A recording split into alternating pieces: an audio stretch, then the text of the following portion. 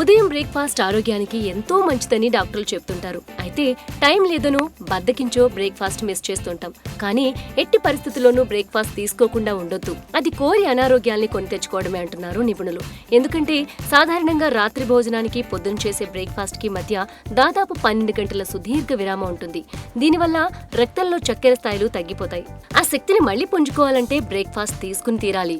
Breakfast చేయని వారితో పోలిస్తే చేసిన వారి మెదడు పనితీరు చురుగ్గా ఉంటుందని పలు అధ్యయనాల్లో తేలింది. బరువు తగ్గాలనుకునేవారు బ్రేక్ఫాస్ట్ అస్సలు మానకూడదు. పొద్దున్నే ఏమైనా తినటం వల్ల జీవక్రియల వేగం పెరుగుతుంది. మాంసకృతులు, పిండి పదార్థాలు, ముఖ్యంగా పీచు పదార్థాలు అధికంగా ఉండే ఆహారం తీసుకోవాలి. ఉదయం బ్రేక్ఫాస్ట్ తో పాటు పండ్లు, పండ్ల రసాలు తప్పనిసరిగా తీసుకోవాలి. ఏ రోజన్నా బ్రేక్ఫాస్ట్ చేసే టైం లేదు అనిపిస్తే పూర్తిగా ఏమీ తినకుండా ఉండటం కన్నా కీరా, క్యారెట్, యాపిల్, అరటిపండు వంటివన్నా తినాలి. లేదా కాసిన జీడిపప్పుతో పాటు ఓ గ్లాసు మజ్జిగ తాగినా చాలు. ఖాళీ కడుపుతో ఉండకుండా ఏదో ఒకటి తీసుకుంటే శరీరానికి శక్తి, మెదడుకు చురుకు వస్తాయి.